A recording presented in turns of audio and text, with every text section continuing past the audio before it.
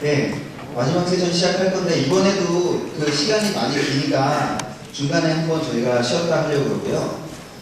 그리고 그 내전따 카페에서 이렇게 등급이 여러 등급으로 나눠 있잖아요. 그래서 이번 시간에는 그 중에 중독 멤버로 되어 계신 분들한테 그 선물을 드리려고 그러는데, 나는 내전따 중독 멤버다, 그런 분 있으세요? 중독 멤버는 없으세요?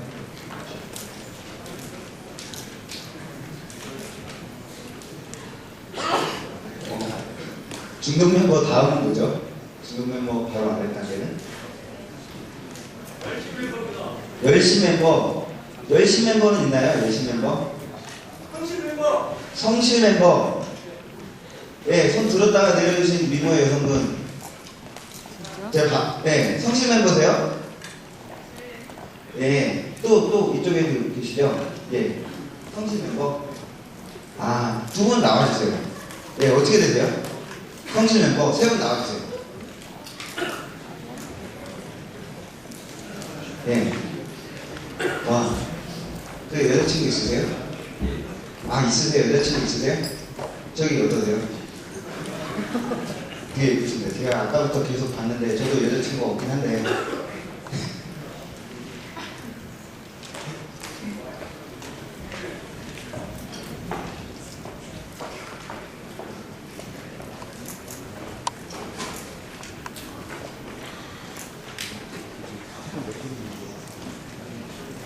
여자친구가 있으시죠?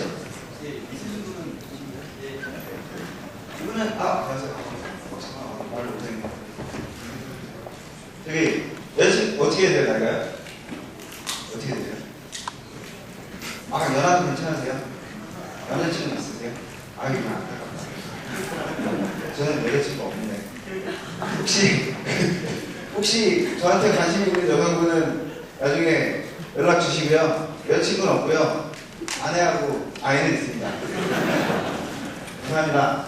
그 세션 준비 되셨나요?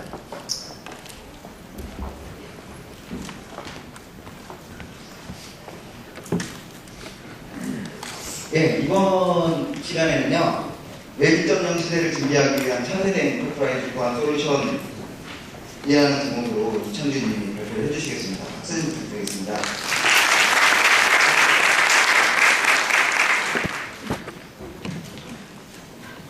안녕하세요.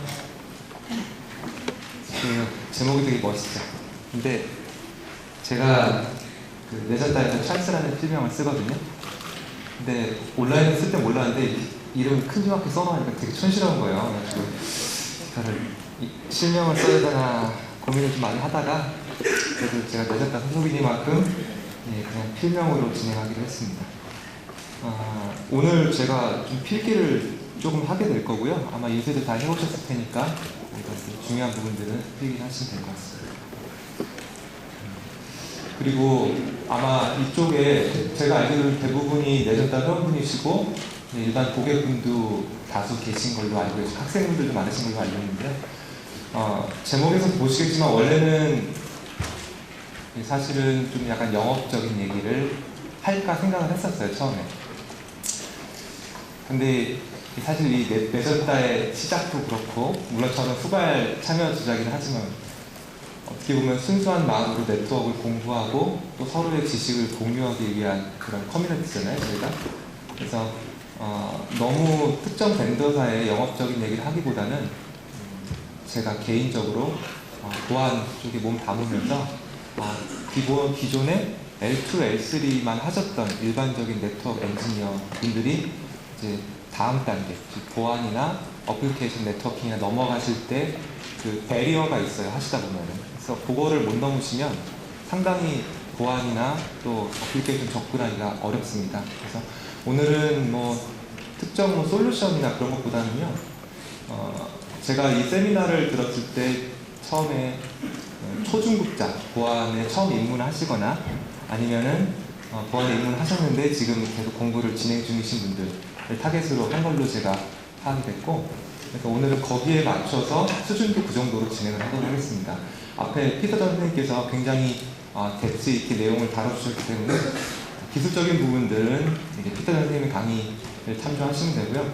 오늘은 아마 저보다도 이쪽에 보안 경력이 많으신 분들이 계신 걸로 제가 생각이 되는데, 그분들은 제가 발표를 잘 하고 있는지 감시를 하셨다가 틀리면 나중에 알려주시면 감사하겠습니다. 예, 오늘 다뤄질 내용은 이렇게 되어 있습니다. 기본적으로 보안을 한다는 것은 사실 공격과 방어거든요. 공격을 알지 못하면 방어를 제대로 할 수가 없죠. 그래서 현재 어떠한 공격들이 이루어지고 있는지에 대한 내용, 그리고 제가 오늘 다룰 부분은 주로 파이어라고 VPN 쪽에 대한 설명들인데, 거의 L2 보안 포함되어 있습니다. 그래서 솔루션들의 컨셉은 어떤 것이고, 디자인은 어떻게 해야 되고, 제품을 도입할 때는 어떤 포인트에 주안점을 둬서 제품을 도입해야 되는지, 이렇게 세 가지 요약하고, 마지막으로는 뭐 간단하게 라이브 데모를 보여드릴 건데요. 이거는 간단한 그 시스코 아사 장비에 대한 데모인데, 이 데모는 저만 할 수 있는 게 아니라 여기 계신 거의 모든 분들께서 직접 해보실 수 있는 데모거든요. 그래서 어떻게 하시는지 그걸 보여드리도록 하겠습니다.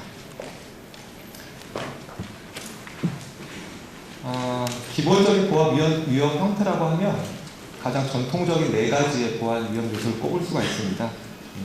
첫 번째는 데이터를 중간에서 해커가 캡처를 해가는 거죠. 여기다가 뭐 와이어를 꽂던 아니면 스팬을 하던, 어떻게 보면 일종의 물리적인 액세스가 있어야 가능한 일이지만 얼마든지 있을 수 있는 일이죠. 그래서 이 데이터들을 그대로 이렇게 소위 말하는 평문, 플레인 텍스트로 보내게 되면 이 부분이 이렇게 노출이 되기 때문에 요거를 방지하기 위한 기능이 이제 암호화라는 기능을 쓰게 되고요. 두 번째는 데이터 갈취입니다. 요거는 레이어 2나 레이어 3 상의 어떤 그 프로토콜의 취약성을 이용해서 분명히 네트워크 장비는 내가 A라는 사용자한테 데이터를 보냈다고 생각했는데 결국은 받고 보면은 B라는 해커가 데이터를 받게 되는 그런 현상들이 이제 데이터 갈취 현상이 되겠고요. 그리고 데이터 위변조는 전혀 이제 티가 안 나죠. 상대방 입장에서는. 예를 들어 내가 이제 1000불을 입금을 하기로 했는데 해커가 이거를 싹 받아보고 바꿔서 100불 입금된 걸로 해서 하면은 사실 이 입금 데이터가 정확하기 때문에 이 은행 쪽에서는 그냥 100불로 인식할 수밖에 없는 거예요. 그래서 어떻게 하면 이렇게 중간에 데이터가 위변조되는 것을 막아내느냐, 그럴 때 쓰는 기술이 해싱이라는 기술이 있고요. 제가 지금 설명드리는 내용은 뒤에 VPN 세션에 자세히 나오니까 그때 자세히 설명드리겠습니다. 마지막으로 최근에 가장 좀 대두되고 있는 것이 서비스 거부 공격. 그래서 영어로는 Denial of Service라고 해서 DOS라고 부르죠. 요새는 네트워크에 있는 수많은 뭐 ADSL, VDSL로 연결되어 있는 좀비들을 이용한 분산형 서비스 거부 공격, DDoS도 많이 하고 있고요. 이런 것들은 데이터를 목적으로 한다기보다는 특정 네트워크 장비나 특정 서버의 서비스를 차단시키는, 그래서 그쪽에 궁극적으로 금전적인 영향을 미치거나 아니면 그걸 위협을 통해서 금전적으로 뭐 이득을 취하려고 하는 것들이 바로 서비스 거부 공격의 가장 근원입니다. 자, 근데 그 최근에 보안 위험 요소들이 약간 변화가 좀 있었는데요. 제가 쭉 나열을 시켰습니다만 이제 공격 의도 자체가 좀 변했습니다. 이게 무슨 소리냐면, 예전에 혹시 그 지난주인가요? 지지난주인가 안철수 씨께서 그 무릎팍도사에 한번 나오셔서 그 우리나라와 해킹 역사를 쫙 한번 보여주셨잖아요. 처음에 브레인 바이러스부터 시작해서 뭐 쭉 말씀해 주셨는데, 그 당시만 해도 그 해커들의 어떤 이런 공격 양상은 어떻게 보면 재미 또는 아니 그냥 복수심 뭐 이런 것들, 또는 그 좀 지난 단계에서는 해커들이 해킹 방법을 노출시켜서 오히려 잡혀 들어가서 기업에 취직되거나 하는 그런, 어떻게 보면 그 굉장히 나이브하고 좀 개인적이었다고 한다면, 지금의 해커는 더 이상 혼자가 아닙니다. 서영은의 노래에도 있죠. 혼자가 아니다. 그래서 해커는 이제 더 이상 혼자가 아니고요. 그 코딩하는 사람들이 있고, 그리고 비즈니스 하는 사람들이 있고, 파이낸스를 담당하는 사람들이 다 조직적으로 일을 합니다.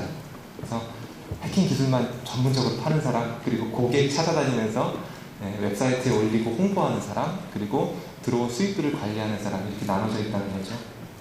결국은 이런 것들이 모여서 이렇게 하나의 사이버 범죄라는 산업을 형성을 하게 됩니다. 이게 바로 현재의 어떤 그 보안 위협의 추세라고 보시면 되고요.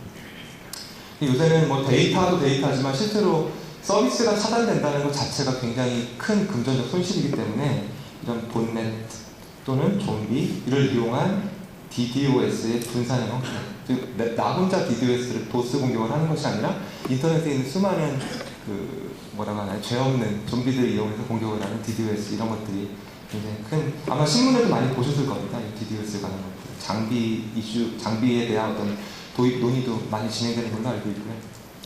자, 프로토콜 쪽에 좀 보시면 80 포트는 굉장히 많이 오픈되어 있는 포트죠. 방화적인 것도 웬만하면 80 포트는 다 열어주는 그런 추세입니다. 근데 그 80 포트 자체를 이제 오용을 하는 거죠. 포트 80이 열려 있으니까 그 열린 통로를 통해서 내가 원하는 트래픽들을 인캡슐레이션 시켜서 주고받고 하는 그런 80 포트 도용도 굉장히 흔한 최근에 범죄가 되겠고, 메일이나 또는 이제 보이스를 이용한 피싱. 피싱은 이제 소위 말하는 요새 내졌다 카페도 누가 낚시 글 엄청 많이 올리시던데 안 하셨으면 좋겠어요. 네, 피싱, 그리고 스피어 피싱이라고 해서 스피어는 이제 날카롭다는 뭐 창이라는 그런 의미가 되죠. 그래서 특정 타겟을 목적으로 한, 그러니까 대규모, 그러니까 불특정 다수가 아니라 특정 타겟을 대상으로 한 그런 스피어 피싱이나, 자, 웨일링은 뭘까요? 이거는 웨일링은 고래죠, 고래. 그래서 이 생선 낚는 게 아니라 고래를 낚는 그런 거를 이제 웨일링이라고 합니다. 근데 이 웨일링은 돈이 많은 사람 또는 기업의 CEO들, 예, 그래서 좀 밸류 있는 사람들을 타겟팅으로 한 피싱은 이제 웨일링이라고 부르죠. 그래서 이런 공격들이 좀 다양해져 있고, 또 단말 쪽에서 봤을 때는 이제 곧 아이폰이 국내에 출시가 될 텐데, 아이폰 또는 블랙베리 이런 것들이 기업망에 막 달라붙기 시작하고, 사내에서도 뭐 듀얼폰이나 뭐 이런 것들 많이 쓰시게 되잖아요. 그래서 결국은 그런 폰 자체도 IP 스택이 올라가게 되고, 결국 TCP IP의 취약성에 그대로 노출될 수가 있습니다. 네, 그래도 여기까지는 좀 많이 이제 네트워크 관련된 얘기인데, 사실 보안을 하시다 보면 네트워크에서 아무리 보안을 잘 해줘도 실제로 사용자의 과실에 의한 어떤 데이터 유출 또는 프로토콜이나 어플리케이션 취약성에 의한 데이터 유출은 참으로 막아내기가 어렵습니다. 특히 국내 굴지 대기업들, 특히 그 제조회사 같은 경우, 자동차 제조회사나 아니면 반도체 제조회사 같은 경우에는 아예 USB 자체를 차단을 시키죠. 읽는 거, 쓰는 거 자체가 안 됩니다. 결국은 이런 데이터 유출을 어떻게 관리할 것이냐, 이런 것들이 현재 보안 위험 요소들의 주요 고려사항입니다. 자, 보안 솔루션을 도입하실 때는 크게 두 가지를 고려하셔야 되는데, 하나는 깊이, 또 하나는 넓이입니다. 자, 이게 무슨 소리냐? 여기 그림에 설명이 잘 되어 있는데요. 이 성을 보시면 성이 지금 한 겹, 두 겹, 세 겹, 네 겹 이런 식으로 이렇게 막혀져 있죠. 그래서 이 성을 막을 때 이 사람이 성을 지은 의도는 사람들이 이렇게 넘어오지 못하게 하겠다라는 특정한 공격에 대해서 깊이 있게 이제 보안을 구현을 한 사례입니다. 이거는. 근데 보안이라는 것은 그렇게 단순하진 않아요.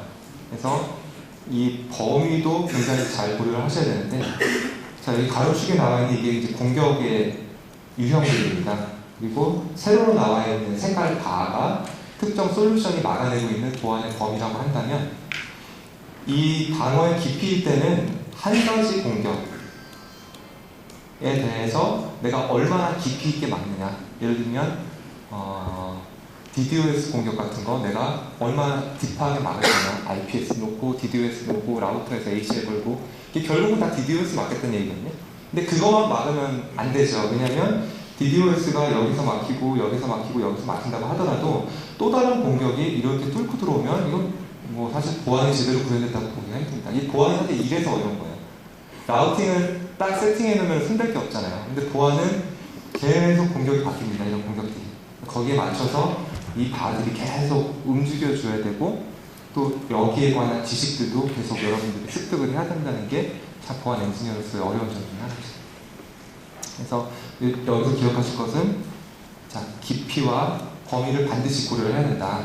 그래서 그 다음 페이지에 제가 이제 사례를 좀 드렸는데, 보안이 전혀 구현이 안 돼 있는 네트워크 같은 경우에는 위험도가 굉장히 높죠.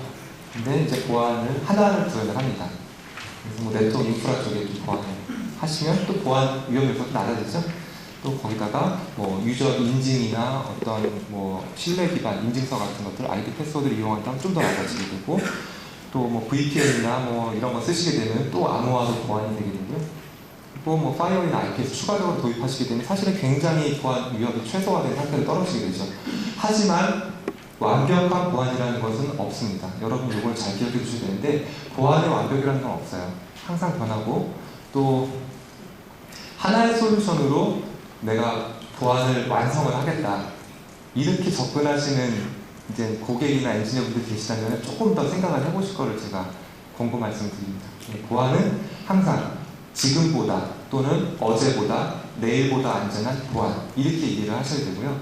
내가 보안 위험 레벨을 얼마나 낮추느냐를 부단히 연구를 하시고 또 네트워크나 보안 장비에 적용을 하셔야 되는 거죠.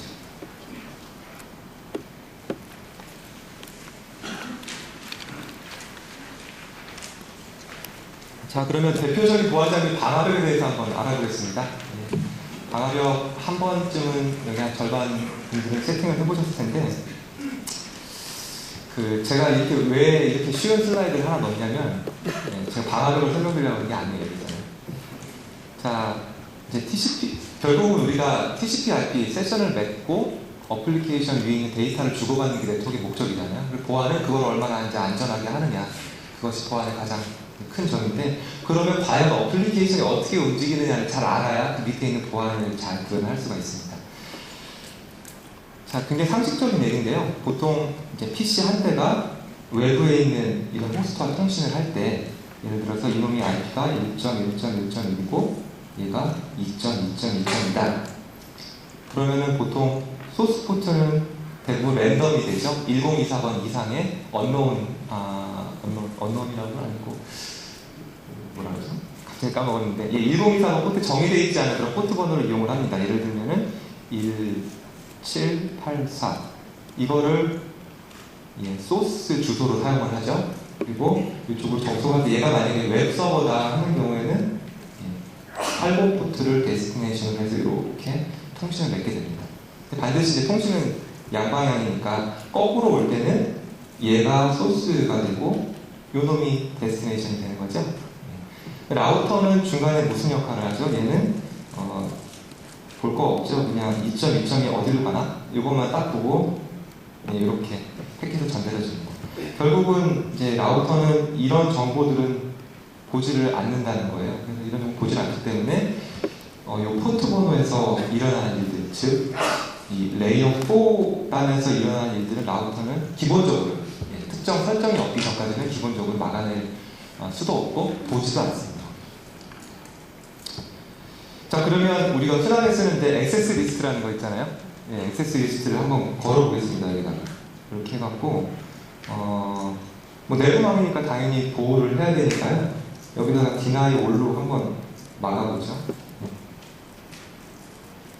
자, 그러면 얘 같은 경우에는 지금 나갔다가 트래픽이 들어와줘야 되는데 이 라우터 장비는 기본적으로는 이 세션을 트래킹을 하질 않아요.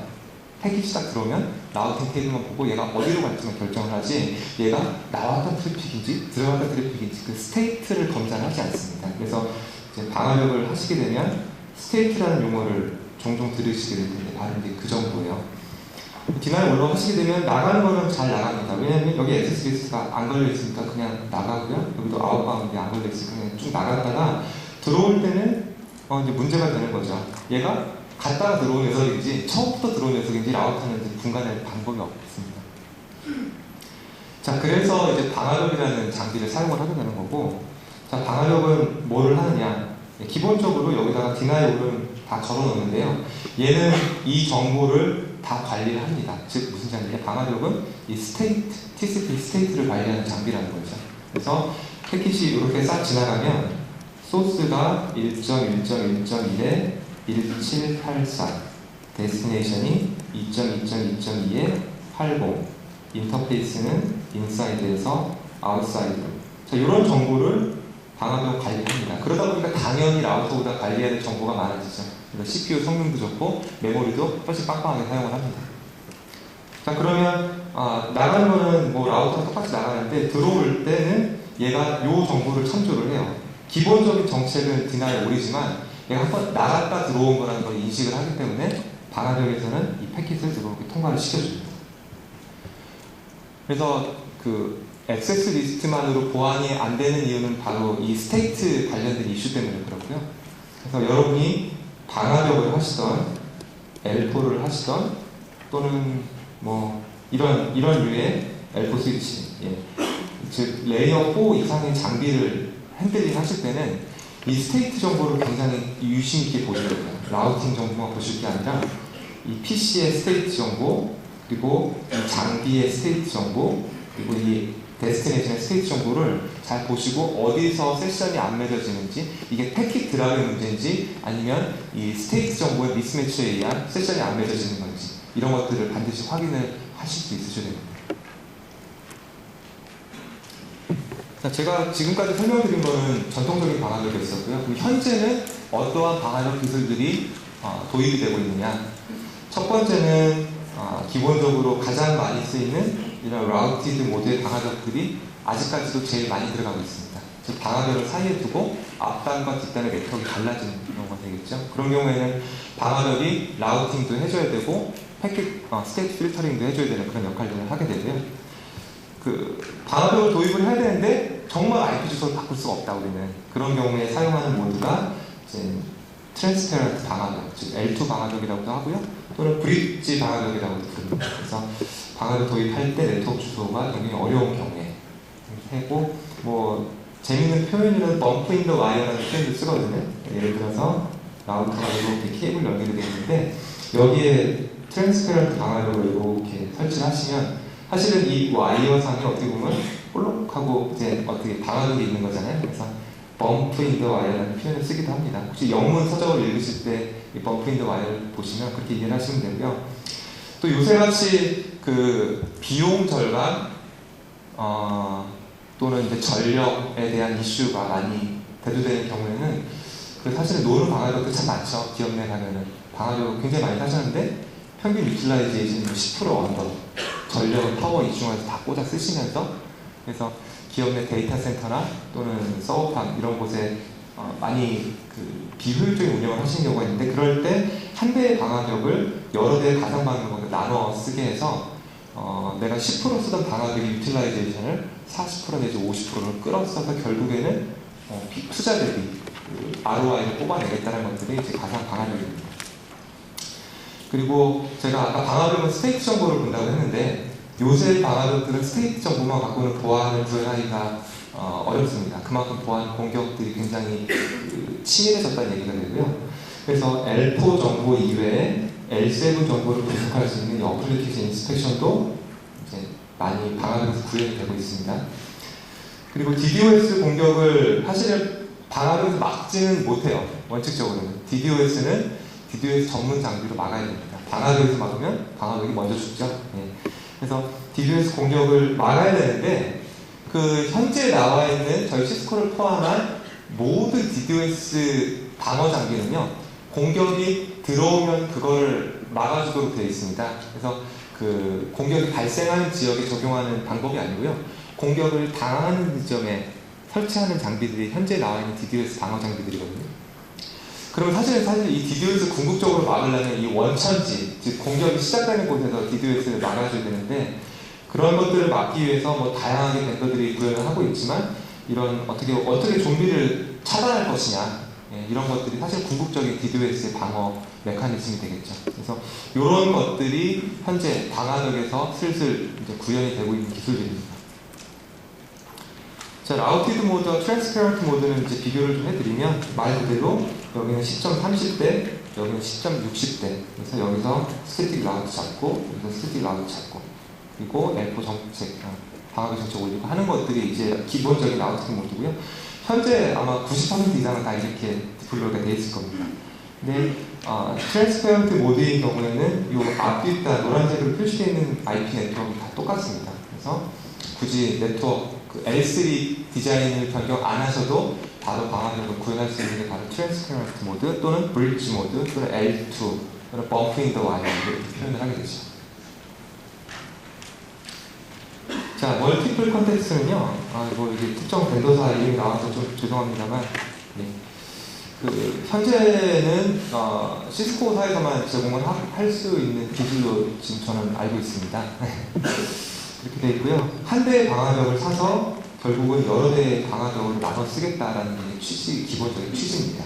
그래서 장비 도입 단가도 낮추고 전력 사용량도 그만큼 낮춰서 기업의 프로핏을 좀 더 보호해드리겠다라는 게 이제 가장 첫 번째 취지라고 한다면, 사실은 그렇게만 따지기에는 너무 좀 돈하고 관련되어 있는데요. 사실 보안을 하시다 보면 부서가 마찰도 없지 않아 만나시게 됩니다. 컨설팅을 하시다 보면 또는 이제 구축을 하시다 보면 이런 부서들 간의 보안 요구 사항들이 달라서 굉장히 간단한 기술적인 구현에도 불구하고 쉽게 적용을 못 하시는 경우가 참 많아요. 그래서 각각의 컨텍스트는 각각의 보안 정책, 라우팅 정책, 나트 정책을 다 따로따로 가지고 하게 되어 있습니다. 근데 그런 것들이 뭐 따로따로만 설정만 될 뿐만 아니라, 그리고 각각의 컨텍스트들이 서로 영향을 못 주게끔 하는 것이 가상화의 가장 큰 핵심 기술입니다. 사실 여러분들 가상화라고 하면 이미 여러분들 다 전문가세요. 왜 전문가냐면, 여러분 지금 스위치에서 VLAN 안 나눠 쓰시는 엔지니어들 없으시죠? 지금 다 VLAN 나눠 쓰고 계시죠. 이미 전문가시는 거예요. 버추얼 네트워크, 즉 버추얼 랜을 다 이미 쓰고 계시는 분들이세요. 근데 우리가 왜 그 당시에는 이걸 가상화라는 개념으로 사용을 안 했을까요? 왜냐면 버추얼 랜은 L2의 세그멘테이션을 해주는 기술이죠. 근데 이쪽 L2에서 스페인 트리가 예를 들어서 좀 설정이 잘못돼서 룹이 돈다 하면은 그 스위치 전체가 다 다운이 되게 되죠. 즉 가상화의 핵심은 나눌 수 있는 데 있는 게 아니라 그 정해진 리소스를 우리가 제대로 보호해 줄 수 있느냐 없느냐, 그것이 가상화의 핵심입니다. 나누는 것 자체는 그렇게 큰 기술은 아닙니다. 자, 그럼 어떻게 이런 컨텍스트 또는 가상화를 쓸 수 있느냐? 일반 기업들은 사실은 적용이 그렇게 많이 안 될 수도 있습니다. 특별한 경우 만약에 적용을 한다면 이런 경우가 있을 수 있죠.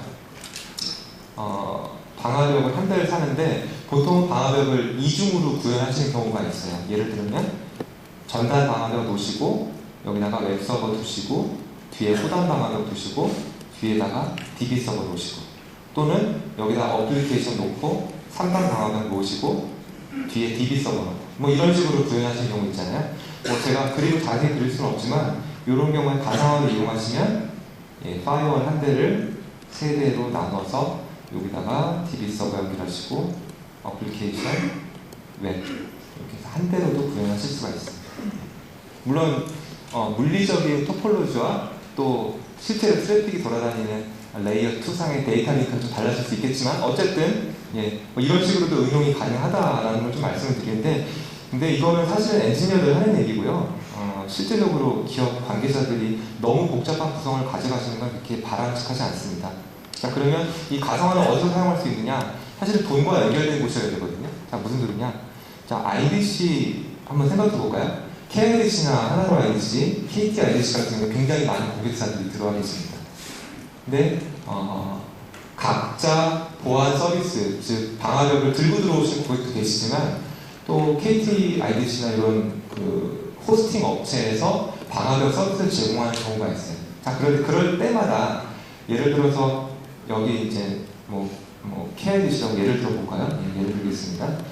여기에 A라는 고객사, B라는 고객사, C라는 고객사가 있는데 보안 서비스 필요하다고 여기다가 방화벽 한 대 사시고 방화벽 또 사시고 또 사시고, 자, 이러면 KIDC의 입장에서도 굉장히 부담스러워요. 왜냐하면 방화벽 한 대 들어갈 때마다 1RU 또는 2RU 정도의 그 방화벽을 설치를 해야 되고 또 전원 또 이중화시켜서 드려야 되고, 이렇게 해서 계속 방화벽을 도입하시게 되면 일단 서비스 비용 자체가 올라가게 되죠. 이 고객이 내시는 서비스 비용 자체가 올라가게 되고, 그 다음에 이 장비의 유틸라이제이션도 굉장히 낮습니다. 사실은.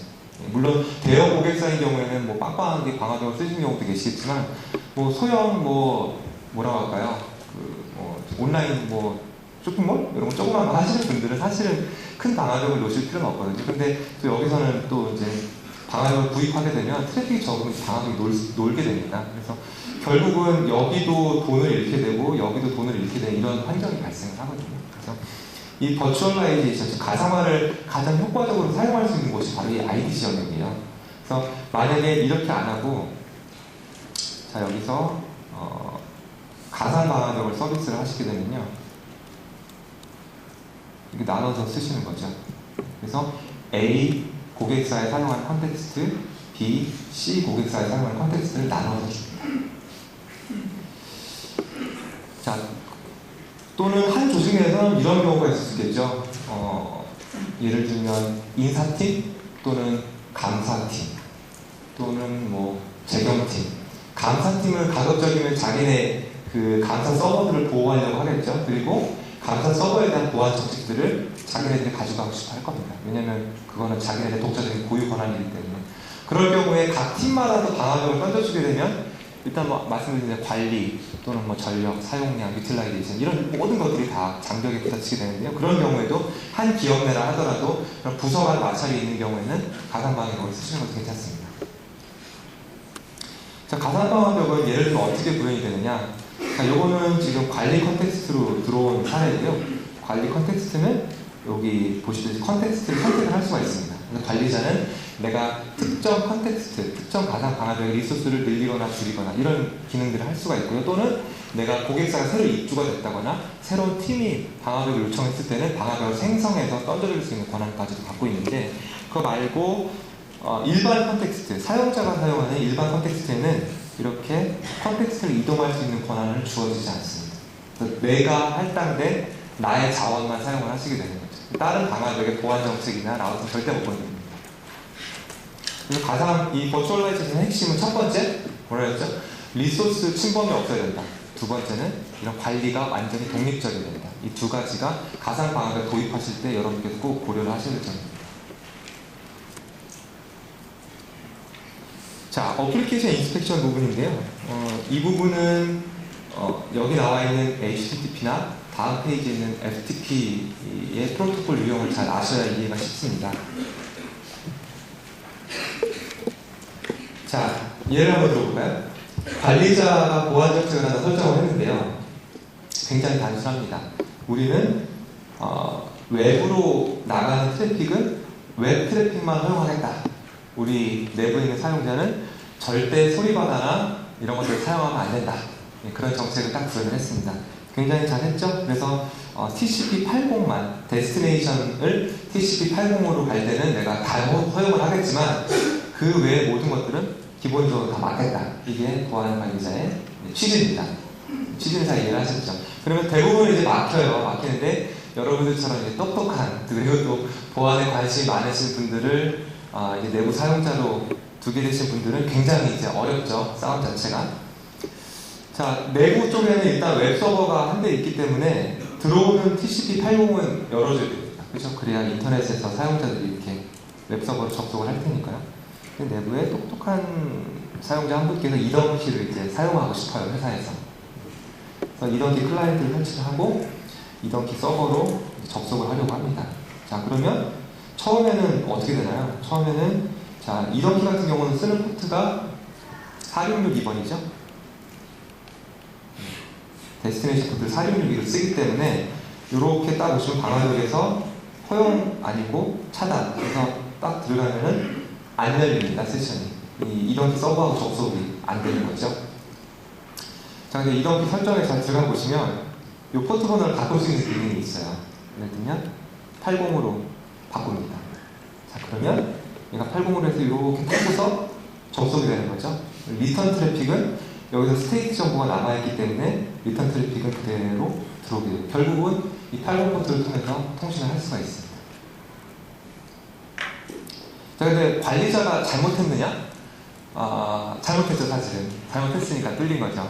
우리의 목적은 TCP80을 열어주겠다는 게 목적이 아니에요. 그렇죠? 우리의 목적은 외부로 나가는 웹 트래픽만 허용한다. 그래서 이 관리자의 치명적인 실수는 이 웹 트래픽에 대한 이해가 부족했던 겁니다. 자, 그러면 어떻게 해줘야 되느냐?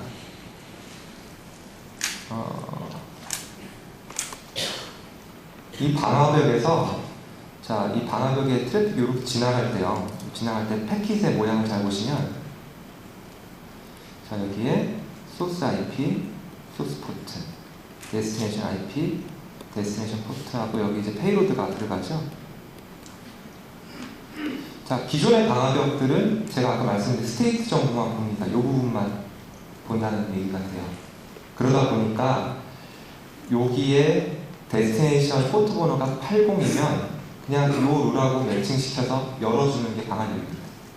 그러면 우리가 정말 웹 트래픽을 막고 싶으면 어디를 봐야 되겠어요? 바로 이 부분을 봐야 되겠죠. 이 부분이 정말로 HTTP 1.1의 표준 구문대로 작성이 되어 있는지 아니면 80 포트만 이용하고 여기다가는 그냥 단락의 그림을 쫙 해서 보내는지 그걸 알아야 될 겁니다. 그래서 방화벽들의 어플리케이션 인스펙션 기능이라고 한다면 바로 이 안에 있는 페이로드를 읽어내는 기능입니다. 자, 근데 이 페이로드를 다 읽을 수는 없죠. 왜냐하면 이 페이로드 안에는 L7 헤더도 있지만 사실 유저 데이터도 들어갑니다. 실제로 계좌번호, 비밀번호 이런 것들이 들어가기 때문에 실제로 이 부분만 제대로 읽어낼 수 있으면 돼요. 자, 그래서 여기다가 이제 어플리케이션 인스펙션 기능을 얹습니다.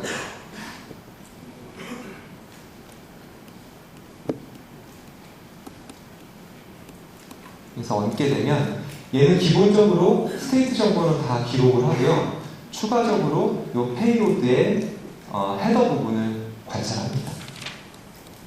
헤더 부분을 딱 보니까 기본적으로 HTTP면은 맨 처음에 뭐 예를 들면 get request 그 다음에 코드 번호 이런 것들의 필드가 정해져 있어요. 몇 비트 가면은 요거고 몇 비트 가면 요거고.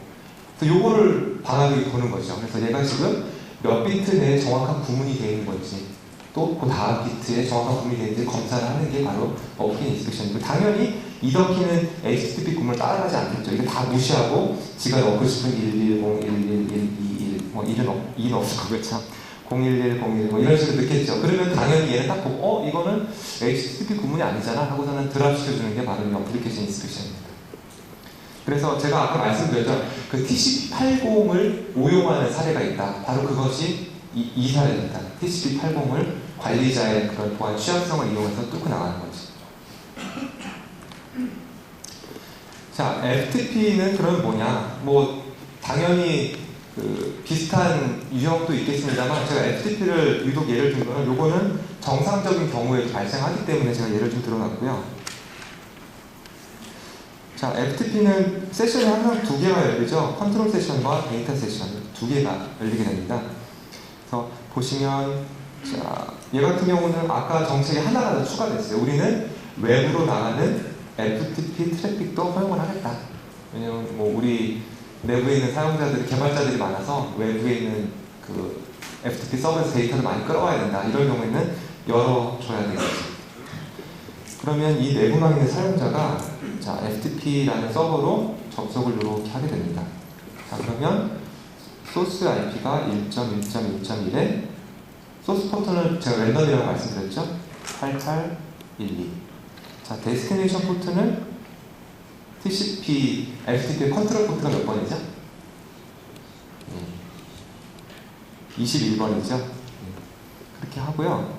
그러면 뭐 당연히 리턴 와야 되는데 리턴할 때 얘가 이제 스테이트 정보를 갖고 있기 때문에 당연히 돌아옵니다.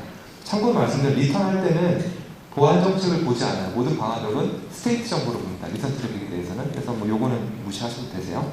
그래서 요거는 스테이트 정보를 보고 통과가 되는데 자, 그렇게 해서 아이디 패스워드를 넣고 로그인을 하면 잘 돼요. 근데 ls 명령어, 리스트 명령어나 get 명령을 치면 갑자기 세션이 툭툭 끊어지거나 아니면 이게 파일이 전달이 안 되는 경우, 디렉토리가 안 보이는 경우가 있습니다. 자, 그건 왜 그러냐면요. FTP를 잘 아셔야 되거든요. 이 FTP가 어떻게 분석하는지. 자, 처음에 이 컨트롤 세션을 맺을 때는 모든 정보가 TCP 헤더에 다 들어있습니다. 자, 무슨 소리냐? 소스 IP, 소스 포트, 데스티네이션 IP, 데스티네이션 포트. 그리고 여기는 이제 페이로드가 들어가 있는데요. FTP 세션을 맺을 때, 이 컨트롤 세션을 맺을 때, 이 서버는 이 정보만 활용을 해요. 그래서 소스 포트가 아까 8812번이었죠. 이쪽으로 이렇게 왔을 때는 소스 포트가 8812, 그리고 데스티네이션 포트가 21번이었기 때문에 얘 입장에서는 이제 그 정보를 활용을 하는 겁니다. 그래서 세션이 맺어졌는데, 자, 얘가 이제 ls 명령어를 치거나 get 명령어를 치게 되면 뭐가 열려요? 데이터 세션이 추가로 열려야 되죠. 예. 근데 얘 같은 경우에 데이터 세션이 어떻게 열리냐면 새로 네고시에이션을 합니다. 이 21번 여기서 그 정보를 바로 데이터 세션 포트를 그대로 이용하는 게 아니고요. 예. 그 컨트롤 세션을 통해서 이 안에 정보를 주고받아요. 예를 들어서 서버야, 내가 데이터 세션의 포트로 112 하나를 쓰고 싶은데 너는 어때? 하고서는 이렇게 보내줍니다. 그러면 서버는 오케이, 내가 1121 쓸게. 그리고서는 얘가 데이터를 이렇게 밀어주는 거예요. FTP 같은 경우는 컨트롤 세션은 클라이언트에서 서버 쪽으로 열리지만 데이터 세션은 서버에서 클라이언트로 열립니다. 기본적인 세팅을 하시게 되면. 그러면 자, 이 방화벽은 여기 나와 있는 스테이트 정보만을 트래킹 하잖아요, 기본적으로. 그래서 이 안에서 주고받은 클라이언트와 서버 간의 얘기는 못 듣습니다, 기본적으로. 그래서 얘가 도대체 몇 번 포트로 데이터를 주고받겠다는 얘기인지 이 방화벽은 헷갈릴 얘기죠. 그러면 실제로 데이터 세션을 열어서 얘가 밀어주려고 해도 스테이트 정보가 없잖아요. 불안합니다. 그래서 컨트롤 세션이 열리는데 데이터 세션이 안 열린다. 이런 경우에는 지금 뭔가 이 페이로드 부분에서 양자 간의 네고시에이션이 일어나고 있구나, 그 생각을 하시면 돼요. 자, 그럼 이런 경우에 어떻게 해주면 되냐? 당연히 FTP의 어플리케이션 인스펙션 기능을 켜주는 거죠. 여기다가 FTP 어플리케이션 인스펙션 켜주게 되면 얘가 뭐를 하냐면요, 아까 HTTP 같은 경우에 구문 검사를 했잖아요. 얘도 마찬가지로 구문 검사를 합니다. 그래서 이 안에 있는 페이로드 값을 쭉 봐요. 그래서 첫 번째는 뭐 FTP hello, 뭐 두 번째는 뭐 무슨 클래스 값, 그 다음 세 번째 나오는 게 바로 그 포트 번호입니다. 다이나믹하게 네고시에이션 되는 포트 번호가 이 안에 들어가 있어요. 그 방화벽이 요걸 일도로 해주는 겁니다. 그게 바로 FTP의 어플리케이션 인스펙션입니다. 당연히 뭐 이런 거 켜줘야 되겠죠. 근데 이거는 제가 FTP의 기본 설정을 했을 때 이렇게 동작한다고 말씀드렸잖아요. 그래서 FTP는 서버마다 동작 방식이 조금 다릅니다. 그래서 특정 어떠한 서버는 FTP의 액티브 방식을 사용하는 경우가 있고요. 어떤 서버는 패시브 방식을 사용하는 경우가 있습니다. 제가 말씀드린 경우는 이 액티브에 관한 거고, 만약에 이 서버를 패시브 모드로 바꿀 수 있다. 자, 그런 경우에는 컨트롤 세션도 이 방향으로 열리고요. 데이터 세션도 이 방향으로 열리거든요. 그러니까 나갔다 들어오는 거니까 열린다는 거죠. 데이터 세션도. 그래서 나는 어플리케이션 인스펙션 하나도 안 켰는데 FTP 잘 되던데요. 그런 경우에는 서버 자체가 패시브 모드인 경우예요. 그래서 그런 경우를 잘 주의하시면 이 어플리케이션 인스펙션도 쉽게 이해를 하실 수가 있습니다. 자, 방화벽이 이제 거의 마지막 부분에 이제 와가는데요. 요거 하고 잠깐 쉬는 시간 갖도록 하겠습니다. DDoS나 DOS 공격 원리는 어떻게 되느냐? 굉장히 쉽습니다. 네이버닷컴이라는 정상적인 웹페이지가 있는데요. 해커가 사용자가 가끔씩 빨리 치면 라벨닷컴 입력이 되잖아요. 그걸 이용을 하는 거죠. 그래서 이런 URL을 만들어 놓고 가짜 웹서버를 딱 돌립니다. 그 다음에 누군가 실수를 딱 하게 되면 이쪽으로 접속이 되잖아요. 그러면은 얘가 접속함과 동시에 악성 코드를 여기다가 딱 밀어 넣습니다. 사용자가 모르죠. 뭐 그런 요 악성 코드가 또 이렇게 내부로 번지기도 하고, 또는 또 특정 사용자가 실수를 해서 또 악성 코드가 또 심겨지기도 하고요. 자, 그 다음에는 방화벽 정책을 한번 잘 보세요. 자, 방화벽 정책은 TCP 4661을 막으려고 해요. 지금 뭐냐? 이더키는 막겠다. 대신 그 외에는 다 열어주겠다. 이게 대부분 기업 방화벽 정책이거든요. 나가는 트래픽은 내가 컨트롤 잘 안 하세요. 웬만한 경우 아니면은. 여러분 회사에서 나가는 정책 맡겨서 힘드신 적? 대기업 보안팀에 계시거나 아니면 대기업 쪽에 기술 지원을 하시는 엔지니어분들께서 그런 경험이 있으시겠지만 대부분의 경우에는 나가는 곳에는 정책을 안 겁니다. 그래서 나갔다가 들어오는 경우에는 100% 다 허용이에요. 자, 그래서 보시면 이렇게 감염이 쫙 되잖아요. 그러면은 이 여기에 뭐가 들어있냐면 이 해커의 IP가 숨겨져 있습니다. x.x.x.x. 그래서 이쪽으로 이렇게 세션을 맺는 거죠. 사용자가 모르게. 그러면 나가는 트래픽을 오케이, 나갔다 들어오는 거니까 당연히 방화벽이 열려있죠. 그러면 그때부터는 이 해커가 하고 싶은 대로 다 할 수 있습니다. 왜냐하면 이 PC에는 수많은 보안 취약성들이 있기 때문에 커맨드 창 하나만 뭐 URL만 몇 개만 조합해서 날려도 커맨드 창이 열리고, 그리고 그걸 이용해서 파일 같은 거 변조하는 거 금방입니다. 그리고 루트 번호 추적하는 거 금방이에요. 그래서 이런 식으로 이제 컨트롤이 되게 되면, 자, 옛날에는 해커가 예를 들어 네이버를 협박을 하고 싶어요. 니네 돈 뭐 1000만 원 입금 안 하면 오늘 자정에 다운시키겠다. 근데 해커가 아무리 공격을 해도 사실은 이 대역폭도 사실은 제한이 되어 있고요. 그리고 해커의 IP가 노출이 되게 되잖아요. 네, 그렇기 때문에 공격을 사실은 뭐 쉽게 날릴 수는 없습니다. 근데 이렇게 컨트롤 될 수 있는 좀비. 좀비라는 억양이 좋진 않은데 네.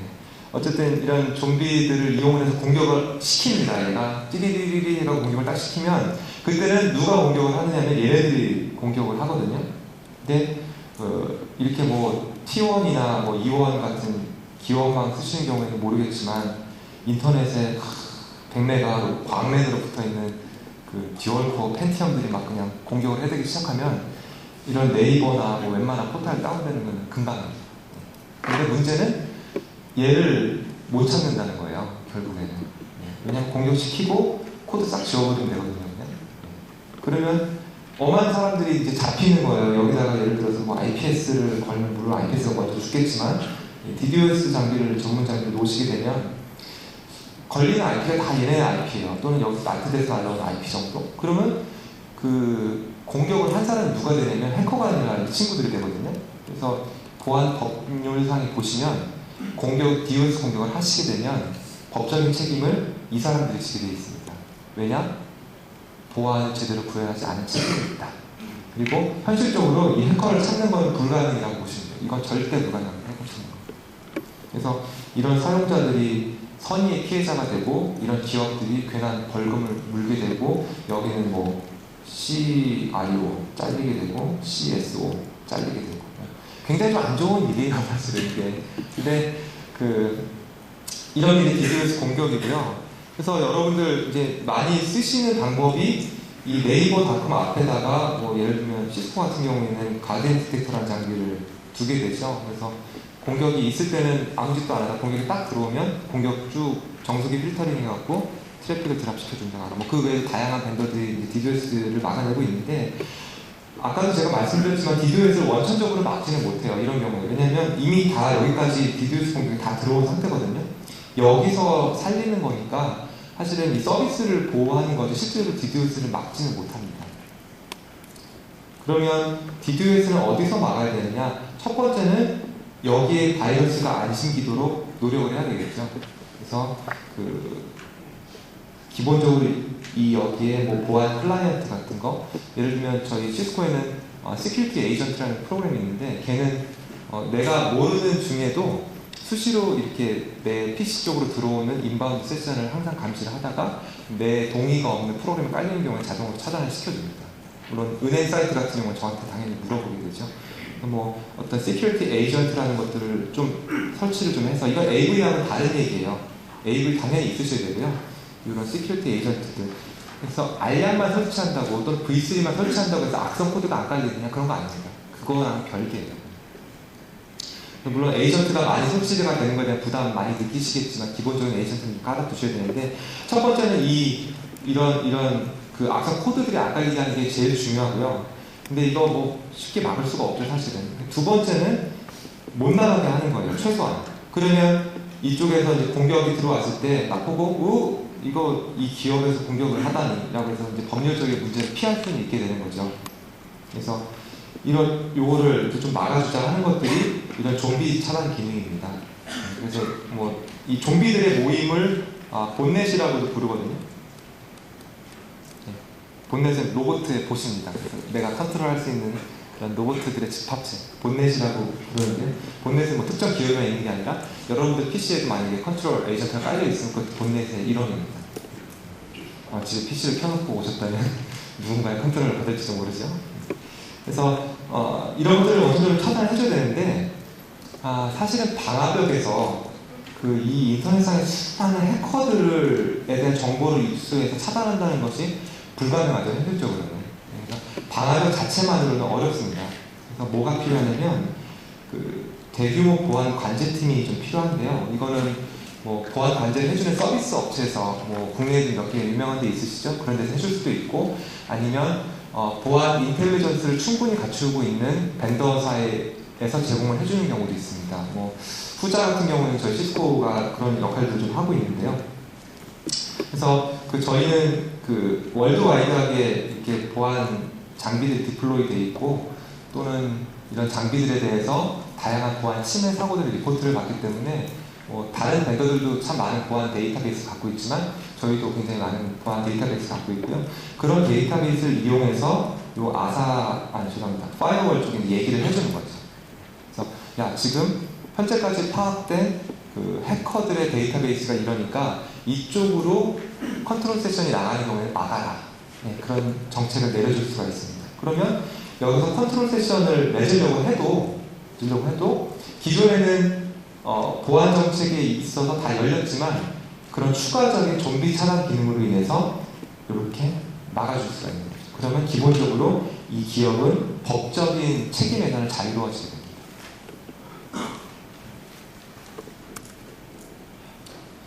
자, 그러면 이제 방화벽은 어떻게 선택을 해야 되느냐, 이 마지막 슬라이드인데요. 자, 제가 계속적으로 방화벽 얘기보다는 어플리케이션 얘기를 더 많이 드렸어요. 지금 들어보시면 아시겠지만. 그래서 결국은 보안은 보안 장비와의 싸움이 아니라 어플리케이션과의 싸움입니다.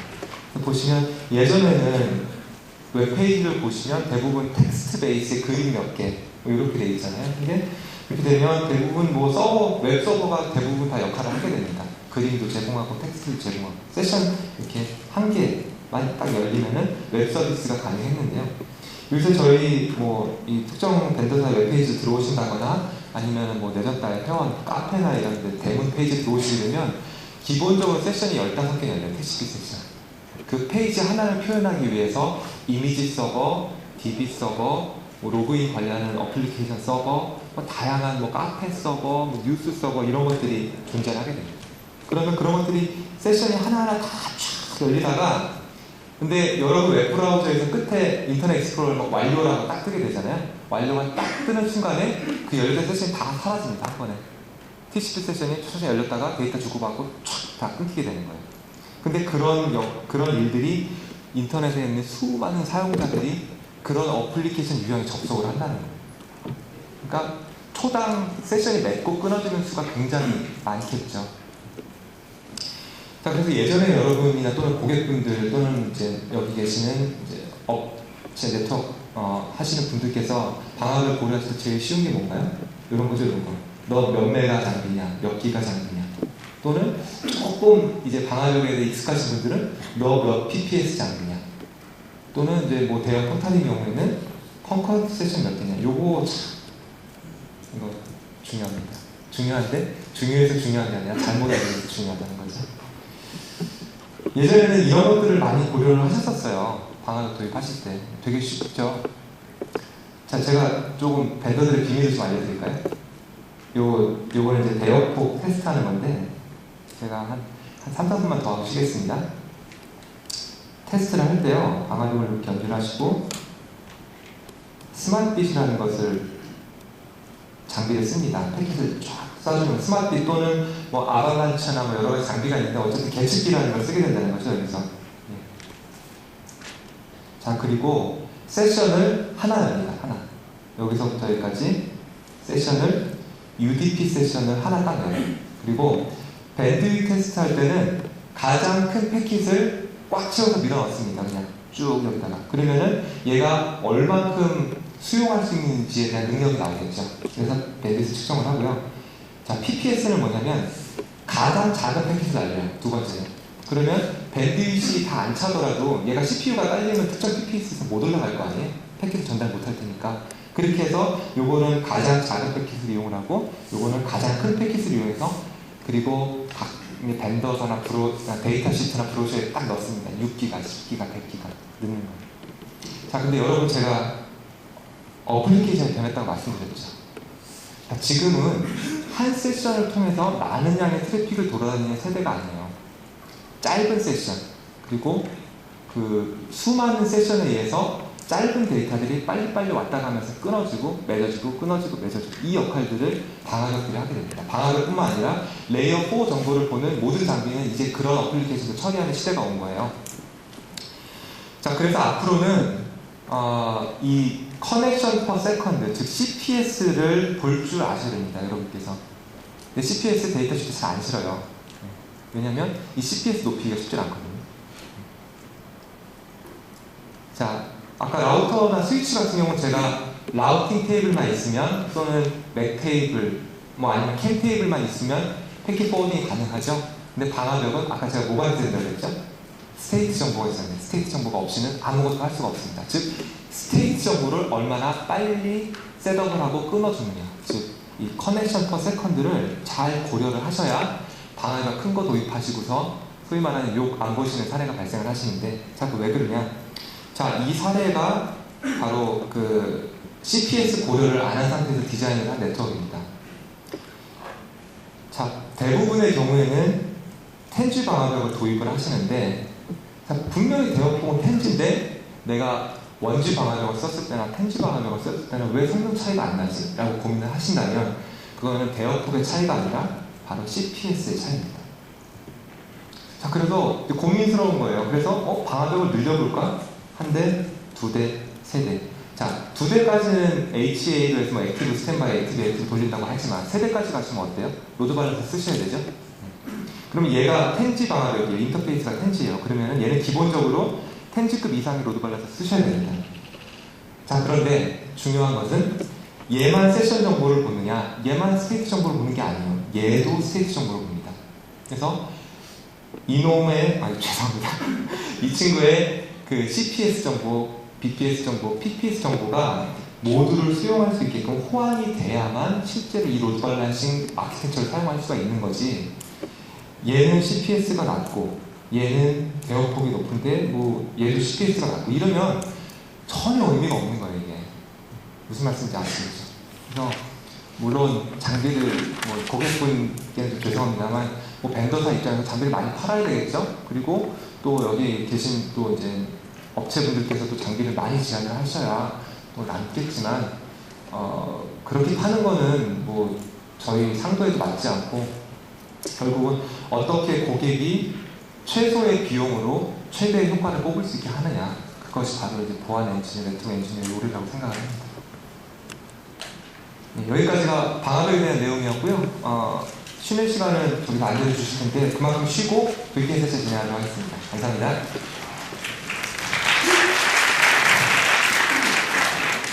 예, 10분만 쉬었다가 다시 시작하겠고요. 또 아직 설문지 안 내주신 분들이 몇 분 있으세요. 설문지를 좀 쉬는 시간에 작성해서 그 안내 데스크에 내주시기 바랍니다. 감사합니다.